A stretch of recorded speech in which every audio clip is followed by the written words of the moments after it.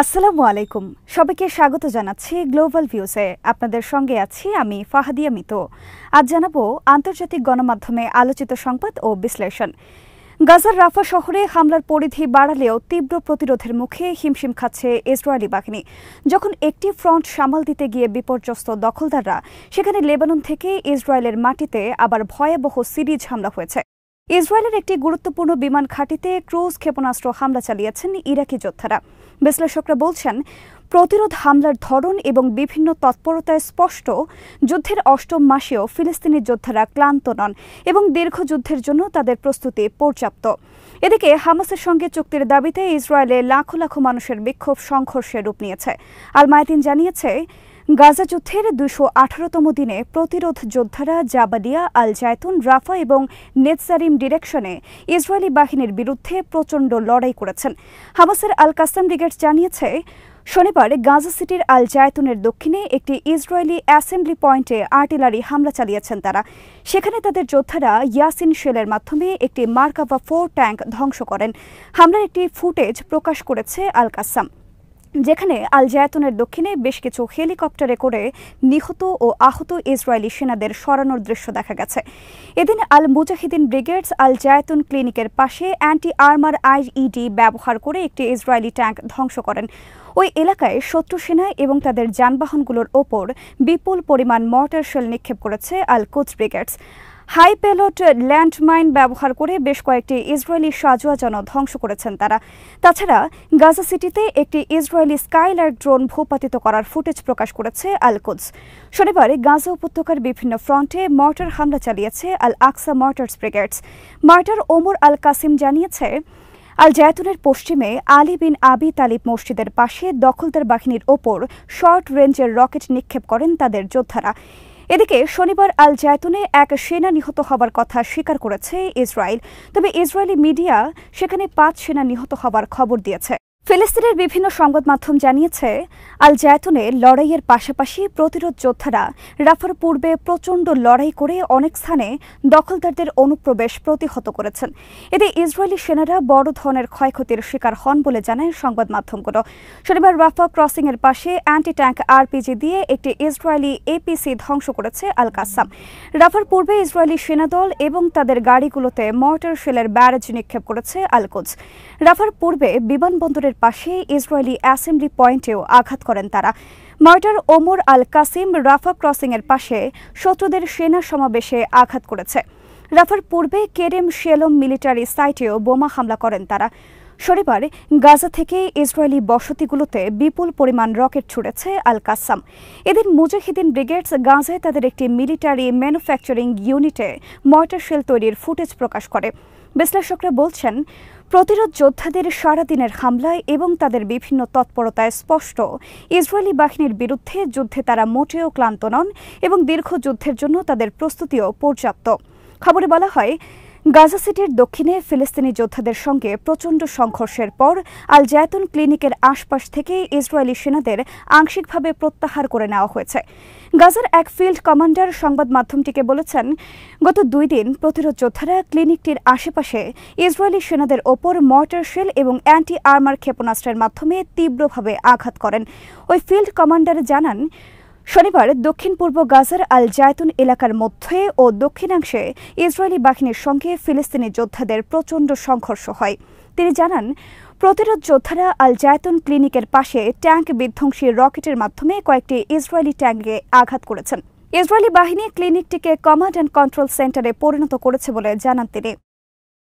লেবাননের প্রতিরোধ আন্দোলন হিজবুল্লাহ জানিয়েছে, শনিবার ইসরায়েলের কয়েকটি মিলিটারি সাইটে বড় পরিসরে হামলা চালিয়েছেন তারা।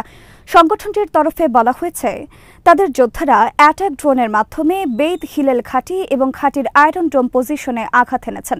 এতে প্রতিরক্ষা ব্যবস্থার অনেক অংশ বিকল হয়ে পড়ে। এক স্থানে ইসরায়েলি সেনা কর্মকর্তা এবং সেনাদের একটি সমাবেশেও আঘাত করেন তারা। খবরে বলা হয়, ইসরায়েল F-16 যুদ্ধবিমান ব্যবহার করে অ্যাটাক ড্রোনগুলোকে বাধা দেওয়ার চেষ্টা করেও ব্যর্থ হয়। সামাজিক মাধ্যমে প্রচারিত ফুটেজে দেখা যায়, ড্রোনগুলো ইসরায়েলের প্রতিরক্ষা ব্যবস্থা ভেদ করে লক্ষ্যবস্তুতে আঘাত করছে। এদিন অধিকৃত সেবা ফার্মে ইসরায়েলের রুয়েসাত আল কার্ন সাইটে মিসাইলের মাধ্যমে সরাসরি আঘাত হানে হিজবুল্লাহ। কফর শুবা হিলসে ইসরায়েলের আল সুমাকা সাইটেও যথাযথ অস্ত্রের মাধ্যমে আঘাত করেন তাদের যোদ্ধারা। এদিন হিজবুল্লাহর যোদ্ধারা জাল আল আলম এবং রামিয়া সাইটের নজরদারি যন্ত্রপাতি এবং সাইটের বাংকার ও গেরিসনে হামলা করেন। মেতুলা বসতিতে সেনাদের অবস্থান করায় একটি ভবনেও হামলা চালায় হিজবুল্লাহ। কাতিউসা এবং ফালাক রকেটের মাধ্যমে হামলা হয়েছে ইসরায়েলের কিরিয়াত শামোনা বসতিতেও। ইসলামিক রেজিস্ট্যান্স ইন ইরাক জানিয়েছে, ফিলিস্তিনি যোদ্ধাদের সমর্থনে তাদের যোদ্ধারা শনিবার ইসরায়েলের দক্ষিণ পশ্চিমে একটি বিমান ঘাঁটিতে ক্রুজ মিসাইল হামলা চালিয়েছেন। ইরাকি প্রতিরোধ যোদ্ধাদের এই আমব্রেলা গ্রুপ রামন বিমান ঘাঁটিতে হামলার ঘোষণা দিয়ে বলেছে, অত্যাধুনিক আক্রাব ক্রুজ মিসাইলের মাধ্যমে এই হামলা চালানো হয়। ঘাঁটিটিতে বর্তমানে 3টি ওয়ারপ্লেন স্কোয়াড্রন এবং 2টি হেলিকপ্টার গানশিপ স্কোয়াড্রন কাজ করে বলে খবরে বলা হয়। ফিলিস্তিনে ইসরায়েলে বর্বরতা বন্ধ না হওয়া পর্যন্ত এই ধরনের হামলা অব্যাহত থাকবে বলে জানিয়েছে গ্রুপটি। হামাসের আল কাসাম ব্রিগেডস জানিয়েছে, গাজায় ইসরায়েলি হামলায় হামাসের হাতে থাকা আরও এক ইসরায়েলি বন্দী নিহত হয়েছেন। শনিবার এই বিষয়ে একটি ভিডিও প্রকাশ করেছে আল কাসাম। এতে বলা হয়, 7 অক্টোবর অভিযানে অবৈধ বসতি কিব্বুজ নিরিম থেকে নাদাফ পোপ লেওলেল নামে এক ইসরায়েলিকে আটক করেন হামাসের যোদ্ধারা। তিনি গাজায় ইসরায়েলি হামলায় নিহত হয়েছেন।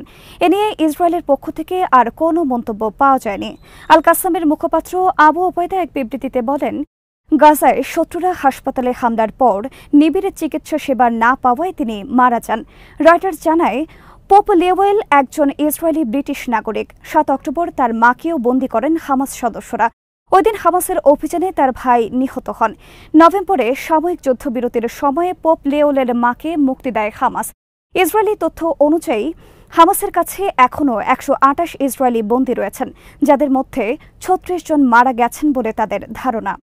ইসরায়েলি সংবাদ মাধ্যম হারেজ জানিয়েছে, নেতানিয়াহু সরকারের পতনের ডাক দিয়ে শনিবার ইসরায়েলে বিক্ষোভ করেছেন লাখো লাখো মানুষ। এদিন তেল আবিবে প্রতিরক্ষা মন্ত্রণালয়ের সামনে গাজায় বন্দী ইসরায়েলিদের পরিবারের সঙ্গে বিক্ষোভ করেছেন হাজার হাজার বসতি স্থাপনকারী। বন্দীদের মুক্ত করতে হামাসের সঙ্গে চুক্তি এবং আগাম নির্বাচনের দাবিতে বড় বিক্ষোভ হয়েছে হাইফা, রেহোবোত এবং নেস জিওনাতে। বিভিন্ন স্থানে পুলিশের সঙ্গে সংঘর্ষে জড়ান বিক্ষোভকারীরা। হামাসের হাতে থাকা বন্দীদের পরিবারের সদস্যরা শনিবার তেল আবিবে জরুরি সংবাদ সম্মেলন করেন। সেখান থেকে সব ইসরায়েলিকে রাস্তায় নেমে এসে নেতানিয়াহুর সরকারকে ক্ষমতাচ্যুত করার আহ্বান জানানো হয়। ইসরায়েলি হামলায় এক বন্দীর মৃত্যু নিয়ে হামাস ভিডিও প্রকাশ করার পরই সংবাদ সম্মেলনের আয়োজন করা হয়। এতে বন্দীদের স্বজনরা বলেন, ইসরায়েলি সেনারা গাজার যেসব অঞ্চল দখল করেছিলেন সেখানে হামাস আবার পুনর্গঠিত হয়েছে।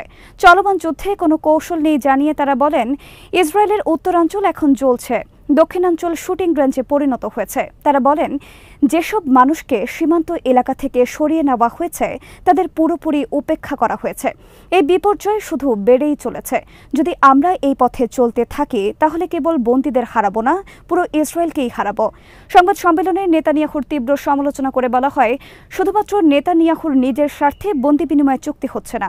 নেতানিয়াহু শুধু জিম্মিদের ফিরিয়ে আনতে বাধা দিচ্ছেন না, তিনি ইসরায়েলকেও সাফল্য পেতে দিচ্ছেন না। তারা বলেন, হামাসের কাছ থেকে আমরা যদি বন্দীদের মুক্ত করতে চাই, এখনই নেতানিয়াহুর কবল থেকে দেশকে মুক্ত করতে হবে। কয়েকটি ইসরায়েলি গণমাধ্যম খবর দিয়েছে, আন্তর্জাতিক বিচার আদালত বা আইসিজে গাজায় যুদ্ধ বন্ধ করার নির্দেশ জারি করতে পারে। আদালত যাতে তেমন কোনো নির্দেশ জারি করতে না পারে, তেল আবিব সেজন্য সর্বোচ্চ চেষ্টা চালাচ্ছে বলেও এসব গণমাধ্যম জানিয়েছে। আল মায়াদিন বলেছে, দক্ষিণ আফ্রিকার অনুরোধে আইসিজে ওই নির্দেশ জারি করতে যাচ্ছে বলে ইসরায়েলি গণমাধ্যমগুলো ধারণা করছে। দখলদার সেনারা যখন রাফায় আগ্রাসন জোরদার করেছে, তখন দক্ষিণ আফ্রিকা ইসরায়েলের বিরুদ্ধে আরও কঠোর নির্দেশ জারির অনুরোধ জানিয়েছে। আইসিজেকে দক্ষিণ আফ্রিকা বলেছে, রাফা শহরে প্রায় 15 লাখ ফিলিস্তিনি অবস্থান করছেন। সে সঙ্গে ওই শহর দিয়ে মিশর হয়ে গাজা উপত্যকার জন্য ত্রাণের সবচেয়ে বড় চালান প্রবেশ করে। এই অবস্থায় রাফায় ইসরায়েলি আগ্রাসন গাজাবাসীর জন্য ভয়াবহ পরিণতি বয়ে আনবে। ইসরায়েল গাজায় গণহত্যা চালাচ্ছে বলে 8 জানুয়ারি আইসিজেতে অভিযোগ জানায় দক্ষিণ আফ্রিকা। ওই অভিযোগের শুনানি শেষে আন্তর্জাতিক আদালত ইসরায়েলকে গাজায় গণহত্যার মতো অপরাধ বন্ধ করতে এবং মানবিক ত্রাণের চালান অবাধে প্রবেশ করতে দেওয়ার নির্দেশ জারি করে। কিন্তু দক্ষিণ আফ্রিকা অভিযোগ করেছে, তেল আবিব আইসিজের জারি করা নির্দেশ পালন করছে না। রয়টার্স জানিয়েছে, মিশরের সঙ্গে গাজা সীমান্ত রাফা ক্রসিং দখল করে ইসরায়েলি বাহিনী অগ্রহণযোগ্যভাবে উত্তেজনা বাড়িয়েছে বলে বর্ণনা করেছে কায়রো। এই অবস্থায় মিশর সরকার রাফা ক্রসিং দিয়ে গাজায় ত্রাণ প্রবেশে ইসরায়েলের সঙ্গে সমন্বয় স্থাপনে অস্বীকৃতি জানিয়েছে।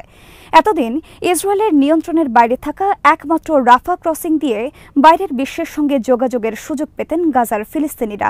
মঙ্গলবার সেই রাফা ক্রসিংয়ে গাজার অংশের দখল নিয়েছে ইসরায়েলি বাহিনী। সেখান দিয়ে গাজায় ত্রাণ প্রবেশেও বন্ধ করে দিয়েছেন তারা।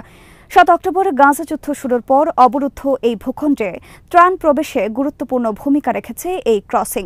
মিশরের রাষ্ট্রায়ত্ত টেলিভিশন আল কাহিরাকে মিশরের এক সিনিয়র কর্মকর্তা বলেছেন, গাজার পরিস্থিতি আরও খারাপ হবার জন্য মিশর ইসরায়েলকে দায়ী মনে করে। খবরে বলা হয়, রাফা ক্রসিং বন্ধ করে দেওয়ার আগে ইসরায়েলি বাহিনী তাদের নিয়ন্ত্রণে থাকা পাশের কেরেম শালম ক্রসিংও বন্ধ করে দিয়েছিল। রাফা ক্রসিং বন্ধ করার পর ইসরায়েল কেরেম শালম খুলে দেওয়ার কথা বললেও সেখান দিয়ে গাজায় ত্রাণ প্রবেশে নানা প্রতিবন্ধকতা তৈরি করা হচ্ছে। জাতিসংঘ এবং আন্তর্জাতিক মানবাধিকার সংস্থাগুলো বলছে, রাফা এবং কেরেম শালম দিয়ে ত্রাণ প্রবেশ না করতে পারার মারাত্মক প্রভাব পড়ছে ছোট্ট ভূখণ্ডটিতে গাদাগাদি করে থাকা 23 লাখ ফিলিস্তিনির ওপর। কারণ বেঁচে থাকার জন্য খুব সামান্য উপাদানই তাদের হাতে অবশিষ্ট আছে। মিশরের রেড ক্রিসেন্টের সূত্রগুলো বলছে, গাজায় ত্রাণ প্রবেশ পুরোপুরি বন্ধ হয়ে গেছে। মার্কিন প্রেসিডেন্ট জো বাইডেন বলেছেন, হামাস যদি নিজেদের কবজায় থাকা বন্দীদের সবাইকে আজ মুক্তি দেয় তাহলে আগামীকাল থেকেই গাজায় যুদ্ধবিরতি সম্ভব। ওয়াশিংটনের সিয়াটলে এক জনসভায় তিনি বলেন, ইসরায়েলের কর্মকর্তাদের সঙ্গে আমাদের কথা হয়েছে। তারা বলেছেন, গাজায় যুদ্ধবিরতি এখন পুরোটাই হামাসের ওপর নির্ভর করছে। যদি হামাস আজ জিম্মিদের ছেড়ে দেয় তাহলে কাল থেকেই গাজায় ইসরায়েলি অভিযান বন্ধ হবে এবং আগামীকাল থেকে আনুষ্ঠানিক যুদ্ধবিরতি ঘোষণা করা হবে। খবরে বলা হয়, ইসরায়েল সাময়িক যুদ্ধবিরতি চাইলেও হামাস স্থায়ীভাবে যুদ্ধ বন্ধের দাবিতে অনড় রয়েছে। তারা বলেছেন, যুদ্ধ বন্ধ করে গাজা থেকে সব ইসরায়েলি সেনা প্রত্যাহারের নিশ্চয়তা না থাকলে কোনো চুক্তিতে যাবে না ফিলিস্তিনি প্রতিরোধ সংগঠনগুলো। প্রেস টিভি জানিয়েছে, ইসরায়েলের গুপ্তচর নেটওয়ার্কের কয়েকজন সদস্যকে শনাক্ত এবং আটক করেছে ইয়েমেনের হুথি আনসারুল্লাহ সমর্থিত প্রশাসন। এসব গুপ্তচর ইয়েমেনে ক্ষেপণাস্ত্র এবং ড্রোন সক্ষমতার বিষয়ে তথ্য সংগ্রহ করছিলেন। হুথি সমর্থিত সামরিক বাহিনী গণমাধ্যম বিষয়ক প্রধান কর্নেল নাজিব আল আনসির বরাতে খবরে বলা হয়, গাজার ঘনবসতিপূর্ণ রাফা শহরে ইসরায়েলি আগ্রাসনকে কেন্দ্র করে যখন ইয়েমেনের সামরিক বাহিনী ইসরায়েল সংশ্লিষ্ট জাহাজের বিরুদ্ধে 4র্থ ধাপের প্রতিশোধমূলক হামলা শুরু করেছে, তখন ইসরায়েলি গুপ্তচরদের আটকের ঘটনা ঘটল। কর্নেল আনসি বলেন, ইয়েমেনের ভেতর থেকে ইসরায়েলি মার্কিন গুপ্তচর নেটওয়ার্কের সদস্যদের তৎপরতা বানচাল করা হয়েছে। তিনি জানান, ইয়েমেনের সশস্ত্র বাহিনী যখন আল আকসা ফ্লাড অভিযানে যুক্ত হয়েছে তখন আরব আমিরাতের একজন কর্মকর্তার নির্দেশনায় ইয়েমেনের পশ্চিম উপকূলীয় এলাকায় ভাড়াটে গুপ্তচর নেটওয়ার্ক সক্রিয় হয়। এই চক্র ইয়েমেনের ক্ষেপণাস্ত্র ফায়ারিং পয়েন্ট এবং নৌসেনাদের মোতায়েনের বিষয়ে মার্কিন ও ইসরায়েলি গোয়েন্দা সংস্থাকে তথ্য সরবরাহ করছিল। আল জাজিরা জানিয়েছে, গাজার পাশাপাশি পশ্চিম তীরেও হামলা চালাচ্ছে ইসরায়েল। 7 অক্টোবর শুরু হওয়া হামলায় এই পর্যন্ত 34,971 ফিলিস্তিনি নিহত হয়েছেন। খবরে বলা হয়, যেখান থেকে হামাসকে নির্মূল করা হয়েছে বলে ঘোষণা করেছিল ইসরায়েল, উত্তর গাজার সেই জাবালিয়ায় প্রচণ্ড হামলার মুখে শনিবার কার্পেট বোমা ব্যবহার করেছে ইসরায়েল। এতে কয়েকজন বেসামরিক ফিলিস্তিনি নিহত হয়েছেন। আজ এখানেই শেষ করছে। সবাই ভালো থাকুন, সুস্থ থাকুন আর দেখতে থাকুন বিডিভিউজ। চ্যানেলটি ভালো লাগলে সাবস্ক্রাইব করুন, সংযুক্ত থাকুন আমাদের ফেসবুক পেজে। আল্লাহ হাফেজ।